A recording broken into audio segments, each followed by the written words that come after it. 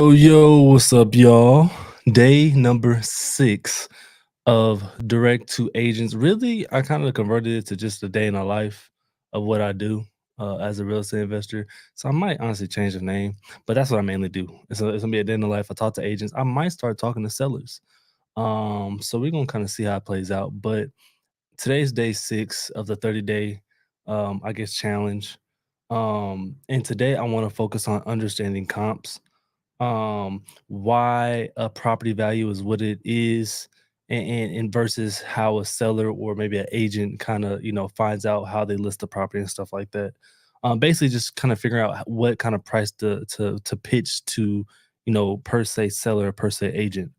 um and you guys can understand like why sometimes like that's way overpriced, or why I may offer a lower price based on rents in that area, stuff like that. So that's what today's going to be about. Today's going to be a shorter video, only because I do have an event tonight. We have our gala dinner tonight, where we'll be talking about finances, we'll be talking about fitness, we'll be talking about real estate, everything that has to do with being wealthy. The true meaning of wealthy is being well and healthy. I think that if you look it up in the dictionary, that's actually the true meaning of wealth. We believe that you need four things. You need finance, fitness, faith, and I forgot the first one. Um, but it's the fourth one. I forgot what it was. Fitness, finance, faith, uh, favor. I don't know. I forgot the fourth one. I'll remember it. Yeah, I don't know. But Yeah, so we'll go more into depth about our event. Hopefully, you guys watch our see the recap. If you didn't join, you missed out, man. You want to see the recap video and see how much you missed out on. I believe we're at 50 tickets now, which is exciting. Um, I think it's not the biggest crowd I spoke in front of, but it is a crowd that pays to pay attention. So it is a crowd that paid to be in that circle to learn about what we're gonna drop. We're gonna drop about gems about budgeting, investing your money into the right places, assets. Talking about business credit. We're gonna talk about all kinds of things, man. It's a nitty gritty. So next time I offer you guys an opportunity to get tickets to the gala, make sure you guys jump onto it. Um, yeah. So with that being said, let's go and hop into understanding comps and things of that nature. All right. Let me see. Let me see. So I already pre-selected two properties that I kind of wanted to dig into. And I'm gonna go ahead and share my screen so you guys can look along with me. All right, right there. All right. Hope Let me make sure you guys can see that. Yeah, absolutely. All right. So let's go ahead and get into it. I lost where my screen was. Oh, there we go. All right. So let's go and get into it. I'm gonna go ahead and type in this first address. Reason I feel okay with typing this address is because I actually know the person selling this one. And I'll be okay with this. um, so this is the property, 1501 Stafford Drive. It's a basic property, maybe it's a little bit older fashioned than 2024 now conditions. It definitely can use a little bit of facelift. Um, and this is just me being in the field of not photography, but listing, like putting houses on the market, stuff like that. Look at the grass here. See where like you can see the little patches of brown and maybe a little bit brighter here, stuff like that, right? And then you can still kind of see it there. Uh, I, maybe it's just me, but I can tell that this is color grading. This is color grading, making the grass seem. Which they have a great person doing it. They made the grass look greener than what it actually is. See, you can kind of see here back here some brown spots. In this picture, you can't really tell. They have a good photographer. You see here that brown spot that was over here in the corner is gone because they use color grading to make the grass a lot greener. Smart. This is the agent. This is an agent that actually cares about the listing. because they took the time to make the property look curb appealish to like when you first look into it. I'm the first thing I noticed the grass. Like that grass is green. I'm looking at the house like the house is okay, but the grass is green. So like, okay, maybe this is a good looking house. So then you dive into it. Um Floors look good. I'm pretty sure use a little color grading with the floors, brighten that out to make it look a little bit more than what it is. But it's a clean home. It's outdated, definitely. Needs a facelift on it. So, with that being said, now let's kind of dig into the comps of why, what we should offer on it as an investor, right? And then why we would offer that as an investor. Okay. All right. See if we have any questions. Cool. Please share your opinion of what tools I can use to comp. What are the best tools for without? Let me go and pull this up. What are the best tools without MLS access? Best tools. So, typically, what you want to use to comp, you can use Zillow. Zillow's free. Zillow's hard to do in certain states like Texas because it's a non-disclosure state, meaning they don't you have an option to post how much you sold your house for in the area.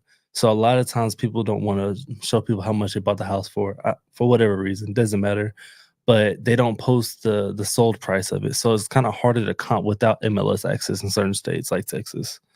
Um, if I would suggest if you're really needing that comp and you wanna kinda be prolific at, comping properties, I would go for a paid service.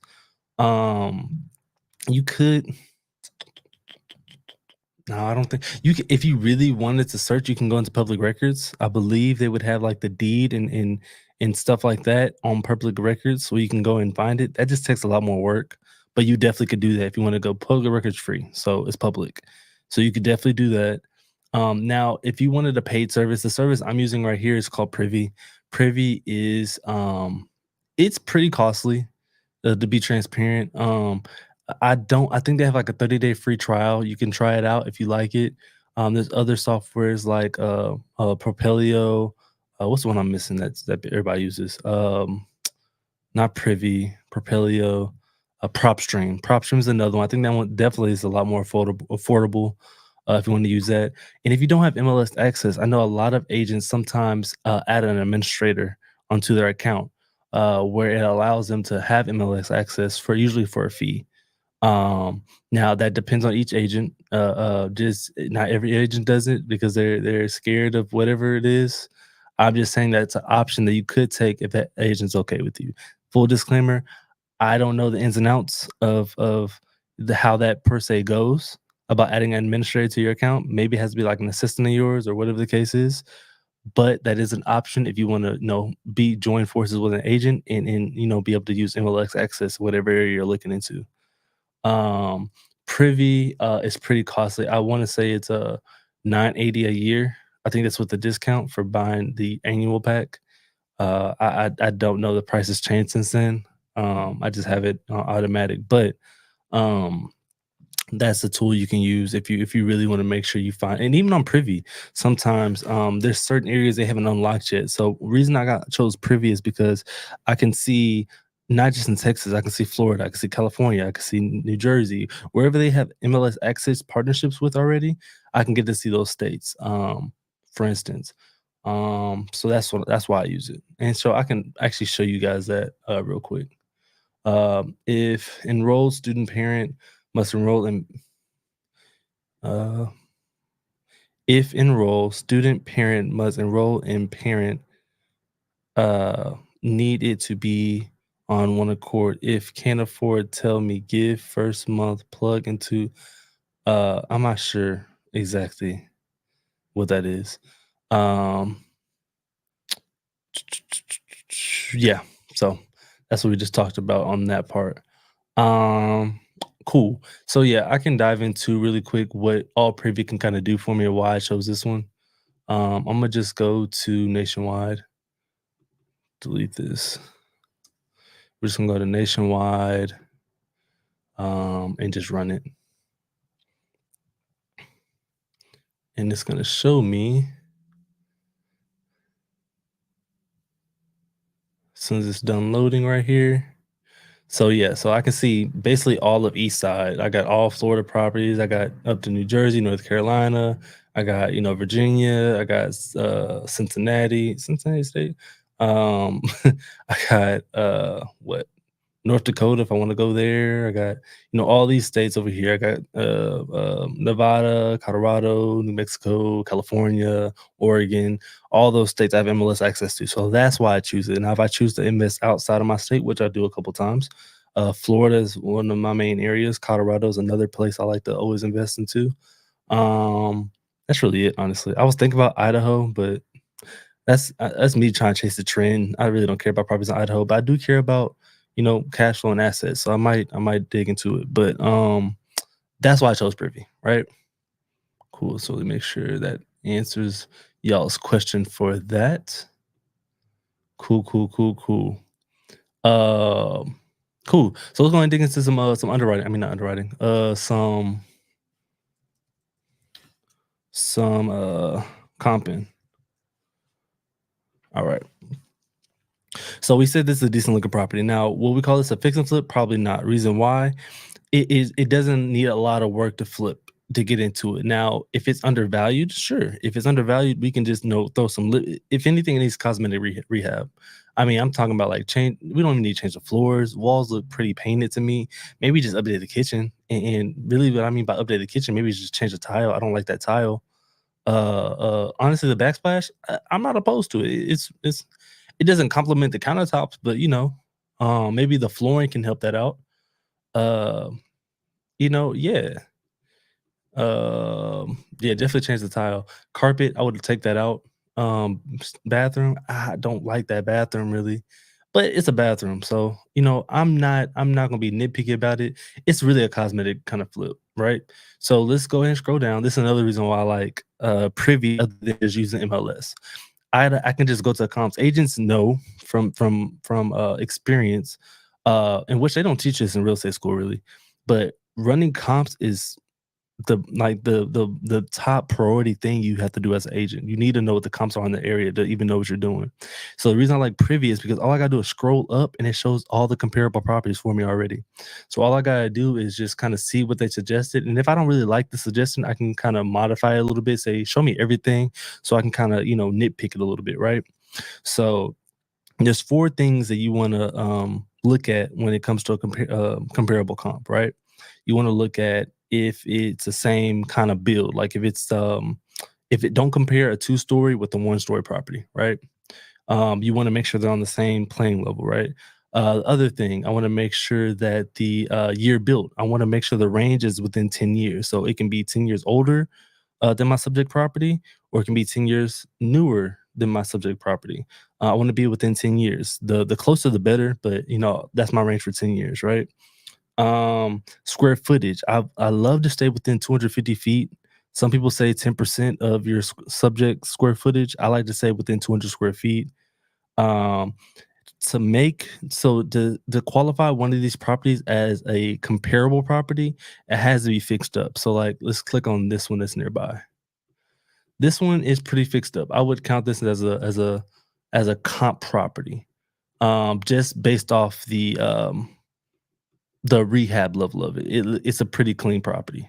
This one's been fixed up, right? So it has to be a fixed up property. It can't be like another tear down properties. I'm not going to count that property as because it's sold, even if it's sold, higher or whatever the price is. I don't want to count it because it's not fixed up. So it has to be fixed up. It also has to what was the last thing? Let me see. Year built, square footage, has to be a rehab property. Room and bath, I like to keep within the same range. Now, if it has an extra bath or I have an extra bedroom, I'll modify the price on that. I'll just adjust to the price on that. I'm not gonna be nitpicky about that because I can always add a bathroom, a takeaway bathroom, or kind of add $10,000 if I have a bathroom that they don't have or a bedroom that they don't have. I'll just kind of play that by ear and adjust it. I don't want to not make it a comp. One of the biggest things, especially right now in this market, that's why I left this one for last. The biggest thing you want to do when you're doing finding a comparable property is find out when it was sold. I don't want to have a property that sold, 5, 6 months ago, and try to compare it to a property that needs to sell right now, because the market's changing so volatile that you can't compare a property that sold, last year to a property that sells right now, because the market was so well, actually last year was kind of bad, but you can't compare a property to what it was back then to what it was now, right? So you want to search within 3 months of your subject property. So right now we're in January 27. So I want to go back as far as October. Anything like in October, and what I'll do is I'll usually just go to sold date, and I'll figure out all these right here. So these would be my best ones right here as far as the sold date. If I don't have anything, then I may go back one more month, if anything. So you need to make sure that the sold date is within 3 years, preferably. Also, what you want to make sure is the range. Now, this range is already parametered for me, because I set it for half a mile. I don't want to go more than half a mile away from my subject property at all. So I want to stay within this little nook. If it goes further, because what appraisers are going to do when they evaluate a property, what appraisers are, they're like a third party with the bank, and what they do is they evaluate the value of that property. So say I want to go get this property, the appraisers will come out and do the same thing I'm doing. They're looking at comps. They're saying, okay, this property is this property is that. I believe that your value of your property based off the ones that sold is this amount. That's what appraiser does. So they appraise the value of your property, doing the exact same thing that we're doing. So this is where I'm telling you the things that appraisers are looking for. So that way, whenever appraiser does come, you already know you're on the same plane level at the appraiser as far as the pricing. So you're not in for like a surprise shock that they may do a lot lower than what you anticipated, because you're doing the exact same things they're doing. Um, so you want to make sure it's less than, or you want to make sure it's within half a mile of each other, and you do not want to cross any highways. So let me go ahead and change the parameters to all so you can see more kind of what I mean. Oh, it didn't show none. But if a property is like over here on the other side of the highway, you don't want to count as a comp because it's crossing a major highway.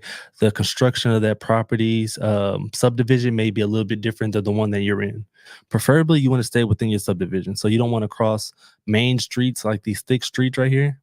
That means it's a main street. So if something was over here like a neighborhood, you don't want to compare your property to this house over here because it's a different neighborhood. It's a different subdivision. It could be a different whole builder. Give me 1 second. Yep. Hello? Hello?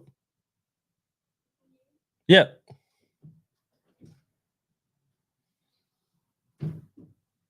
You got it? Okay. What's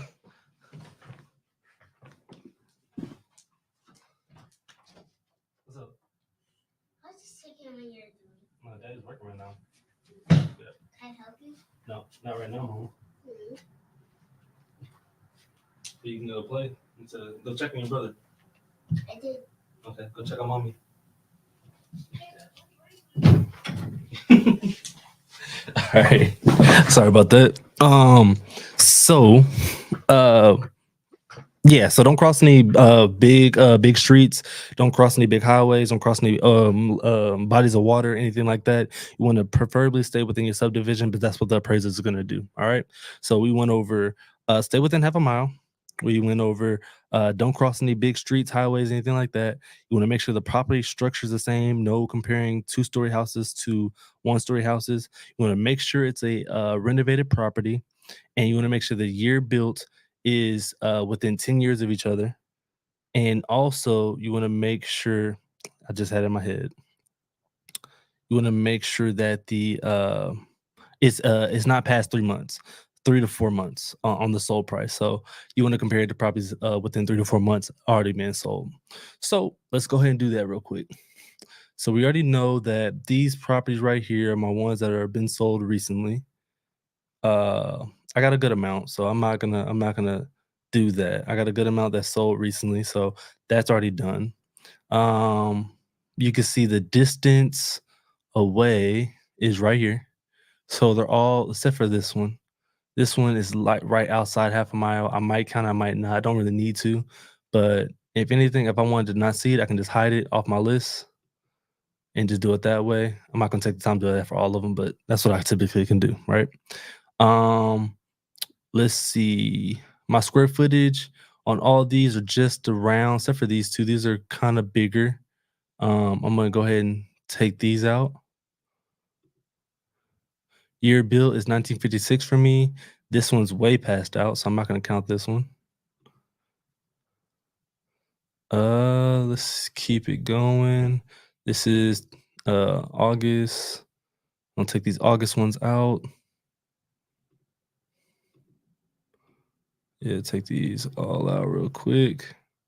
So now we got 4 right now. And yeah, we got 4 right now. They're all pretty much the same bed, bath, accounts like that. They all look like they're 1 stories. This one's right next door. So whenever it shows a third party data servicer, if you're using Privy, just means that you have to kind of go into it and figure out what's going on. Use an external site like Zillow or Redfin, like this one. So this one closed January 16th. Last list price was 215 or two. I'm sorry, 225. Doesn't mean it sold for 225. I mean it was listed for 225. Um, what I use as a comp. Let's take a look. It looks like it actually was renovated. Um, Glossy floors. Uh, yeah, it was renovated. So I could count this as a comp. I don't know the price though, so I have to be weary of that. Um, I have to be weary of that. I don't really know how much it sold for, but it's a let's just call it a comp maybe. I'm gonna go based off 210 because that's kind of what it's giving me. So let's say that one's 210. This one over here sold recently as a 3-1. I'm not gonna count this as a renovated property, so that one's off our list. So go ahead and cancel that one out. This one, 195, sold 2 months ago. Again, this is not a renovated property. Screen walls, all that kind of stuff. Yeah, it's not. Whoa, that's crazy. Red carpet, red velvet carpet. Yeah, so this is not a comp either. Um, so we can take that one out. So really, the only thing I have to base it on is this property, and it's not really. It's really kind of a shaky one. This one was for 290. I'm sorry, for 210. They're trying to sell the property for 290. So that's not gonna make sense at all, right? So if they're trying to sell it for $80,000 more, and this property is actually fixed up, let me guys show you the pictures of that one so you guys can understand what I mean. Let's go here, and I'm gonna switch the tab over. All right, so you guys can see this property. This property is actually fixed up. Nice wood floors, Um, kitchen looks decent. Um, all that kind of good stuff. Bathroom looks at least upgraded. It's a renovated property, so it's good. They sold the property for 210. And they're trying to charge 8,000 more, and this was not even fully updated. So again, I wouldn't buy this as a fix and flip. Now, would I buy this as a rental? It takes a different spec because it is already fixed up. It's cosmetic stuff. Now, if this is something that I'm doing for a renter, I don't care if it's all the way fixed up, right? I don't. If it's for a home buyer, I want the fixings. I want everything to be 2024 conditions. But if it's for a renter that's just gonna be there, that's probably gonna tear it up anyways, then I can be a little lax on the condition of it. So now let's go back and see if it's something that I would want to make a rental, right? So what I'm looking at automatically is the purchase price. So 290, okay? So if we're going 290, I have to think about what is my lender going to say? They're going to say, okay, well look, is this house really worth 290? The appraisers will come out and check it out. They're going to say, hey, I'm looking at comps and this property is barely worth 200.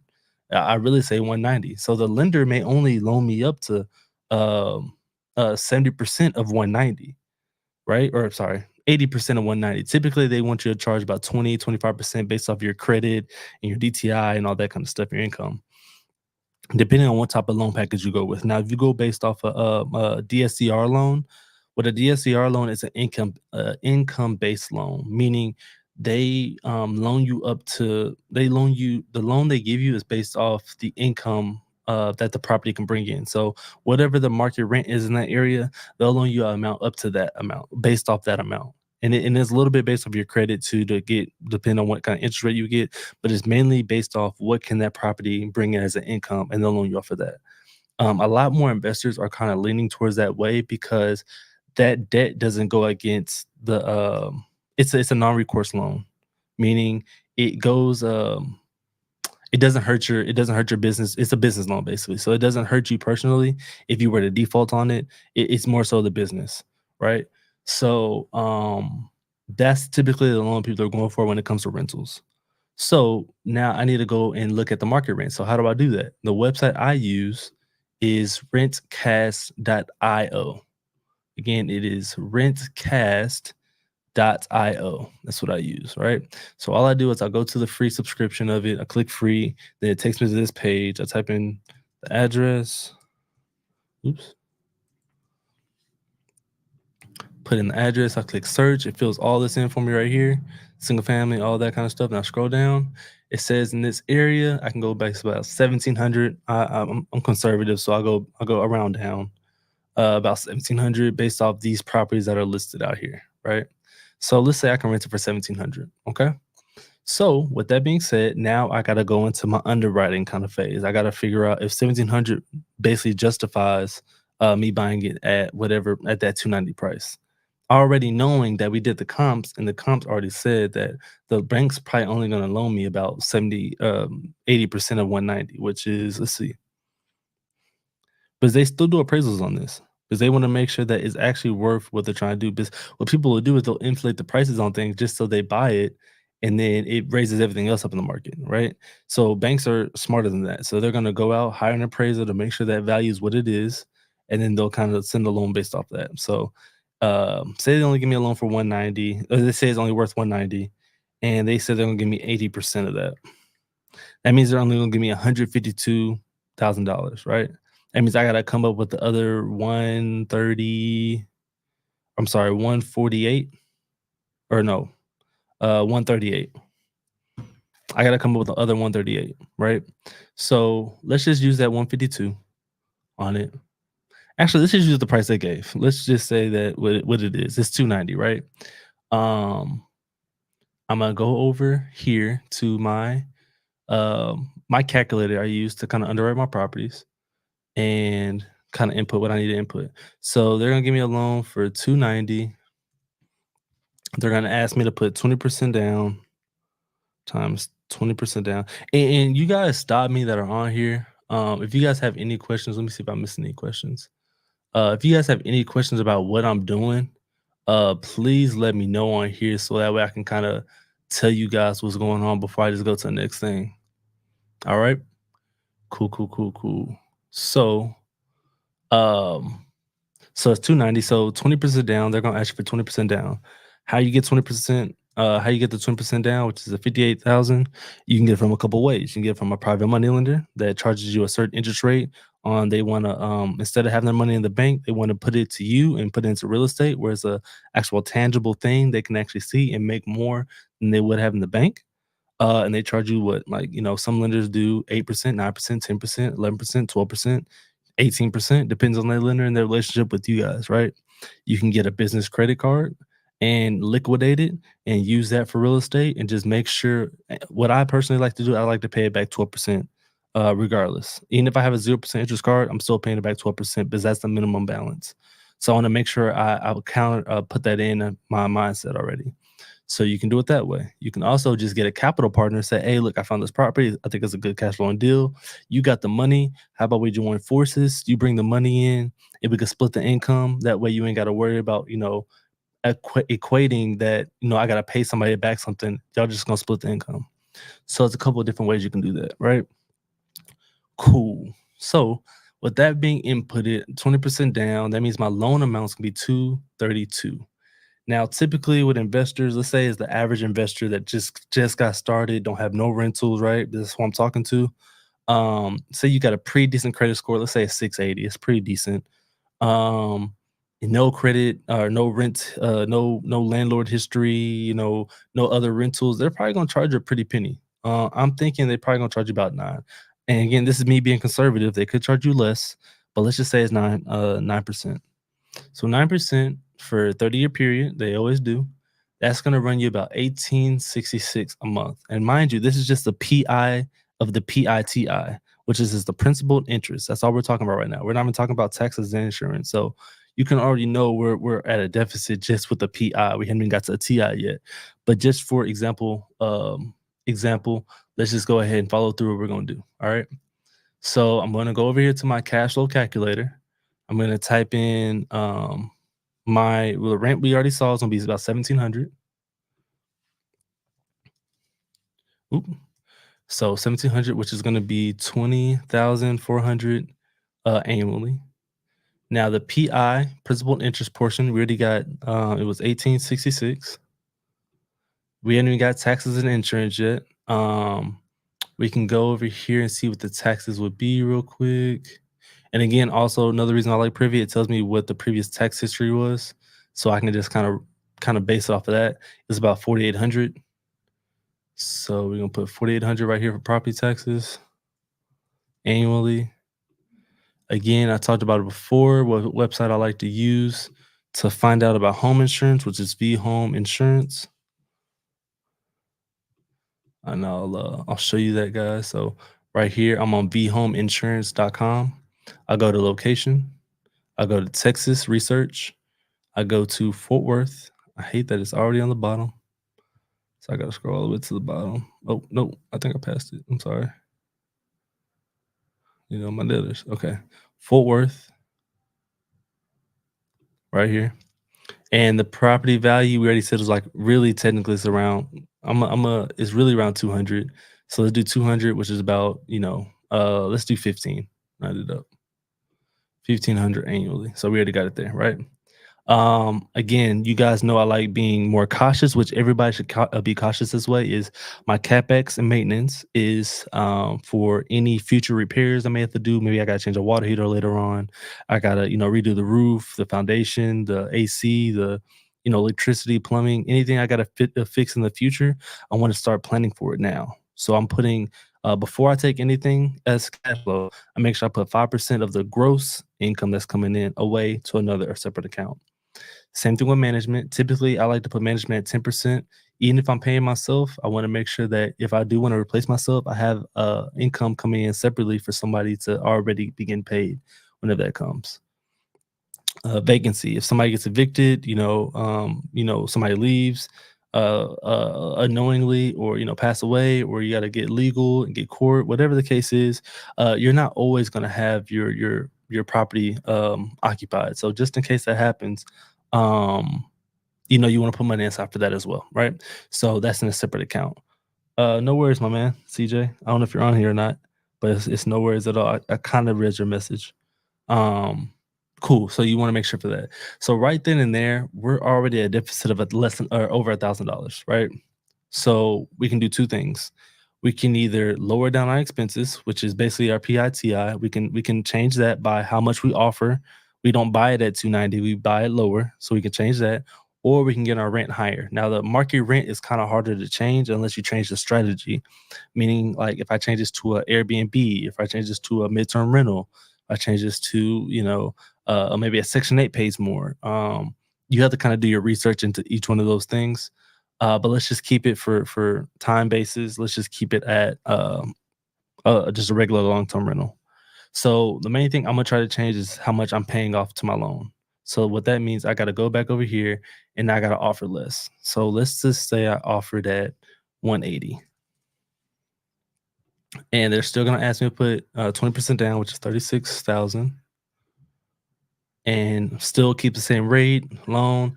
Now that drops significantly. Now I'm at $1,158, right?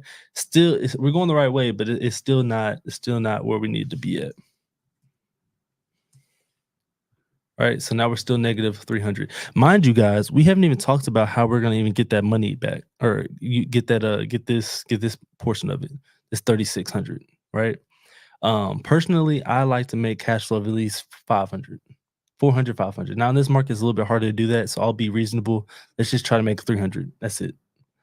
So what number do I need to be at to make 300? Let's keep going down until we figure that out. I'm gonna offer 145. Oops. That's gonna be 29, I think. 29,000. Yeah. So now I'm at 930, 935. I'll do 935. 935. Still not there yet. Still gotta keep going.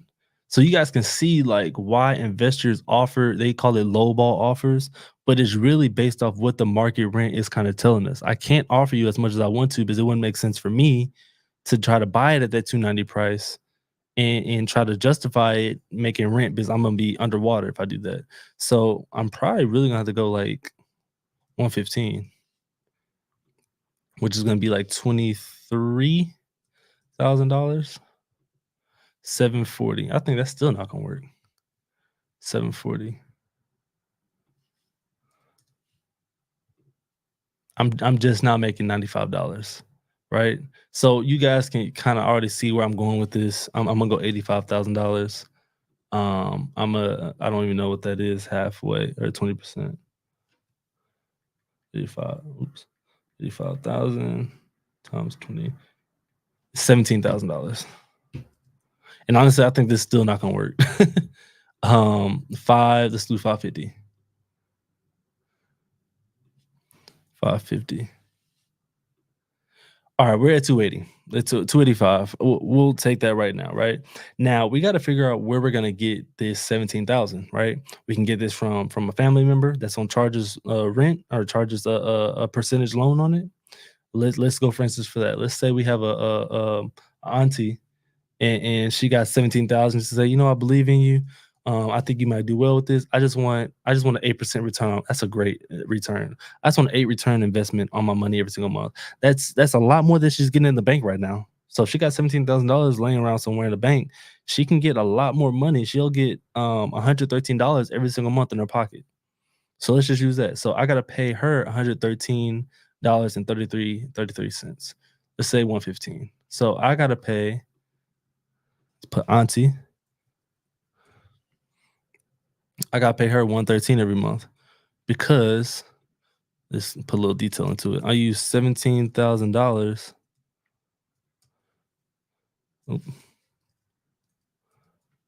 used her $17,000 at 8%. At 8%, right? So that's 13. Now, with that being said, you're gonna have to borrow more than $18,000 from her. Honestly, you probably got because you got to also count in commissions, not commissions. I'm sorry, closing costs. Closing costs for this type of property, closing costs is typically 2% of the purchase price, right?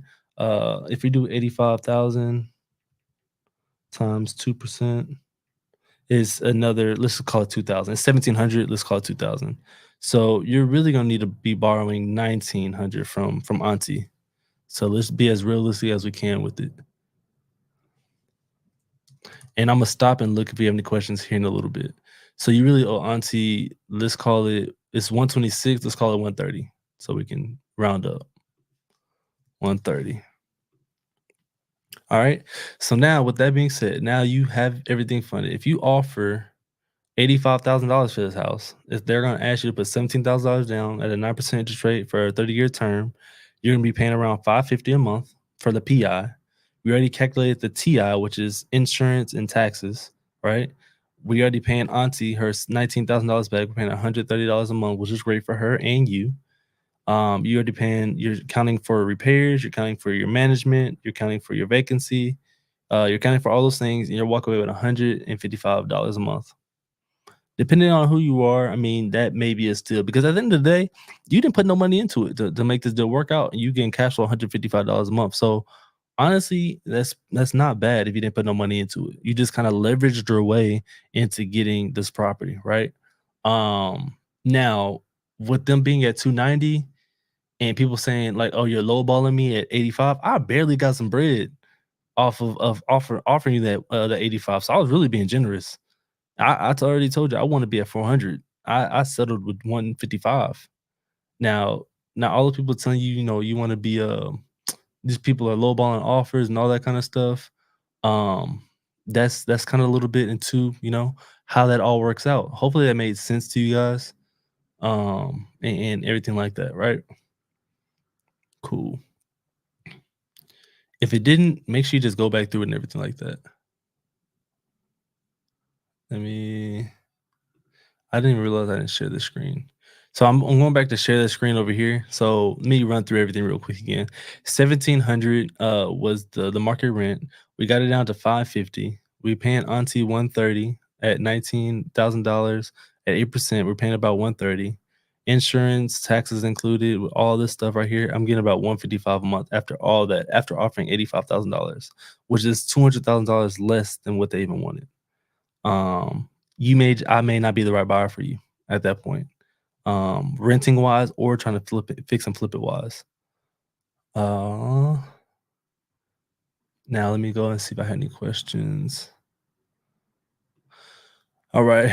Are you using hard money lenders for DSCR loans? Yeah, that's typically who issues DSCR loans. It's just hard money lenders. Um yeah, that's typically who gives you DSCR loans. Um those are hard money lenders are primarily for investors, and so are DCR loans, are only for investors. Please elaborate on paying back 12%. Is that the percentage of the balance of the business credit? So typically, when you're working with business credit, they want you to pay the minimum balance, which is typically 12% of whatever the balance is that you have borrowed out. Um, so if it was $50,000 that you borrowed, you want to pay back $500 a month. That's 12%. I know that just because 12% is I just know it. So that's what I mean by 12%. You want to pay the minimum balance back every month. The reason I say minimum for business credit is because it doesn't go against your personal credit if you don't pay it all off at once, which is okay. So you can have that loan out for a past 30 period of time because it's business credit. It doesn't kind of get you for that side. Now, if this is a personal credit card, I wanna make sure this is a disclaimer. If you're using a personal credit card like a Chase Inc., whatever the case is, you can do the same thing, but the same benefit is not gonna apply to you. You want to make sure those are in and out deals. You want to make sure those are within 30 days because that will show your utilization. It will hurt you on your personal side, and it will make your credit go down. And utilization is the um, second biggest thing that's counted as far as your credit. It's like 30%. So that will drop your credit 100%. So don't over leverage your personal credit. That's why I advise people to get business credit. That way your utilization is not really going to hurt you if you use it because they want you to use it anyways. Just make sure that you're paying back that at least that minimum every single month. That way it doesn't look bad on your business because that will hurt you if you miss that minimum payment. All right. So hopefully that answers that question. Cool, cool, cool. Um, I think I'm gonna just go through one example. I think I broke that down pretty well. I don't see anybody else have any questions about it. I can kind of go into why I um wouldn't use it for a fix and flip. Um, it's kind of it's kind of go into that or where I would need it to be at if it was a fix and flip. So if I go to my fix and flip calculator, I know the size of it was square footage is 166. Say that I wanted to sell this property. We already know that if it's fixed up all the way, we can sell it for 210 because we just saw that property sold for 210. How long would that property take me to get there? That's kind of based off, how much work you need to do. I'm not assuming this takes a lot of work. I'm talking about from starting to actually closing on the property. I'm thinking it would take about 4 months, being a little bit conservative. It could take 3, but I'm gonna say a little bit longer. Let's say I offered it at the price at 85,000. Again, closing cost is about 2%, so I don't gotta change that. I just got a question. Let me see. Okay. Okay, cool. All right. So, go back to it. So let's go to renovation portion of it. Now, I already have it sectioned up here, like my 20,000 or $20 per square foot is cosmetic. My basic reno is about $40 a square foot. Full goods about 60, 75 is for a destroyed property. Um, these do change periodically. That's why I have a good like kind of measuring. I think this only be like $15 a square foot. So it really doesn't need much. So it goes based off this square footage right here. So it's about $20,000 renovation, and that's being a little conservative. I probably won't even need 20,000. Landscaping, things of that nature, I'll put about $5,000. If this was like an Airbnb type of home I'm trying to do, maybe I might do like a 15 or 30 up to 35. If it's like a big yard, I want to add like amenities and stuff like that for families. I would add about $35,000 to it. So that's my range for that. I don't want to add any square footage to the property. I want to keep it the way it is, a 3-2. And you always, so this contingency is very important. I always add a 15% contingency on top of my renovation budget because I haven't seen or done a renovation that's been perfect, absolutely to the T, done the way it's supposed to be from beginning to end. Renovations run longer than they're supposed to be. Some things are between the walls that you don't see when you first get there. One thing may be out of order where you have to order a higher price thing, and it may take longer to get here. So then your holding time gets extended instead of 3 months, it gets 4 months or 5 months. So you got to account for that. Something's always going to happen where you got to account for it. So I have a contingency of 15% of my whole renovation budget, so that way I'm accounting for it. So that's where this 27,500 comes in as far as my renovation budget. Now my holding costs, depending on what lender you go with and what relationship you have with that lender, they're gonna give you a loan amount, and the LTV is basically the loan to cost, meaning how much they're gonna loan you to cost. Typically, when you're doing a fix and flip, they're gonna say, "We'll give you new investor, right? We'll give you 70% of loan to cost. We'll give you 7% of the loan, the purchase the price, and we'll do 100% financing for your renovation. So they'll pay all of this 27,500, but they'll only loan you about 70% of this, right?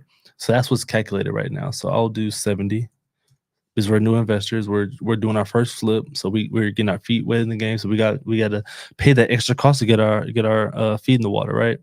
So that's that.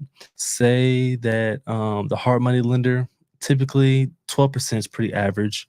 Now if you get like a hard money lender that covers everything for you, you're typically gonna look at like 18%, probably 18, maybe 20%. If the numbers work out, then just do it. If it doesn't, then you know where you got to adjust things at. Again, this is gonna be debatable on the lender you go with. They charge points or origination points. Basically, this is points that they pay up front that you gotta pay to even get in the loan. So if you don't have this money, then what do you have to do? You have to find a gap person that's gonna either fund you the money. This is where gators come in. This is where short-term lenders come in, friends and family that want to put their money aside. This is where they come in to kind of help you with this cost at 3% or whatever the charge is for that loan. Now you got private funds. Now, depending on whoever it is, maybe you're using business credit, maybe you're using family, friends, whatever the case is, what percentage are they charging you to use their money? So you want to put that number here. I'm using 12% because let's say I'm gonna use my business credit card. I got a $50,000 business credit card that I want to use. Property tax is already here annually, which was I think it was 4,800. Insurance was 15. The do divided by 12. It's 125. Utilities, it's a 3-2. Let's call it 400 a month. And how you base that, you just kind of you gotta just know. If it's a big house, do 500, 600. If it's about a small house as this, 400 might even be too much, but let's just do 400, right? For that period of time, 400 a month.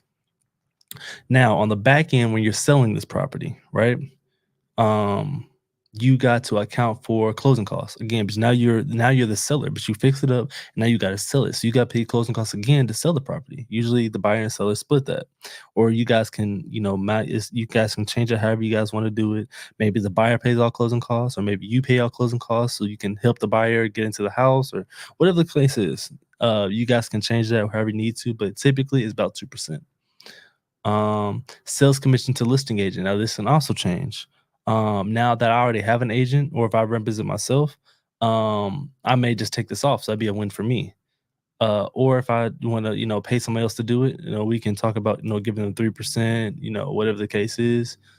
Buyer's agent typically are going to want their 3%. So let's just call it what it is. Um, yeah, so what it is. And so the total selling cost is there. Everything's going to be added up here as far as the total price. And so if I buy this house at $85,000, I'm looking about, and I sell it for 210, like I want to in 4 months, within 4 months, I'm looking about a $68,000 paycheck in 4 months. That's great, fantastic, honestly. Cash required, I'm looking about $68,000, meaning I need that money for my loan origination for the beginning. I need that money for the down payment. I need that money for everything added together. This is what the lender's typically going to ask for upfront. This also comes with the other 30% of the money that I need to have in the account to uh because what you need is you'll need $85,000, right? Is the whole purchase price. And then the bank's gonna give you 70% of that. So 85,000 times 70%. That's not right. 85,000 times 70% is 58,500, right? Now you need to come up with the other 25 500. You need to come with the other 25 500, right? You gotta come with that. You gotta come with loan origination. You gotta come with all these other kind of things that adds up to be 68 for 440, right? That's to just get in the game. Once everything's cashed out and closed and paid for, this all this debt gets paid back out. So it gets paid back out to your rehab guys. It gets paid out to the original loan that you took out with the hard money loan. It gets paid out to um your private money lender. This is also your private money lender's fees in here. All that stuff is accounted for in this 68. So once you pay all that off, you're walking away with net profit 68,000 dollars. So that's not a bad deal. So are they gonna go this low? Probably not. So even if I say I want to offer this at 150 maybe now, just so you guys can see. Now I'm negative. I'm negative $2,000. Never want to go negative. I want to at least have 15 to 20K profit. Really, I want to have 20K profit at all times. So let's go back to 130. So I'm right there around 2,000, right? So that's typically, my least amount, or that's the highest amount that I would go. Or yeah, it's the highest amount that I would go, 130. I don't want to pay more than 130 for this house. Based off everything that we just underwrote in and did the numbers on, I don't want to go, I don't want to go more than 130. And that's what you offer. You offer that, and you send in your offer, see if they accept it or not, and that's how you go. So that's how I underwrite my fix and flips. You already saw how I underwrite my rentals and see if it makes sense. And that's kind of what investors are thinking about whenever they are underwriting properties and comping properties. So hopefully that made sense. We just got to the hour mark. Um, Hopefully that was helpful, and I'll be back on Monday. We did get a couple people say yes to it, or not yes, but a couple people very interested in our offers that want to proceed to go with it. So we'll follow up with those on Monday. I'll let you know how those go, and then we'll start again for our next week, sending 10 offers a day. And keep it going for the next 30 days and kind of see what happens. All right. So I appreciate you guys for being on, and y'all stay blessed and busy.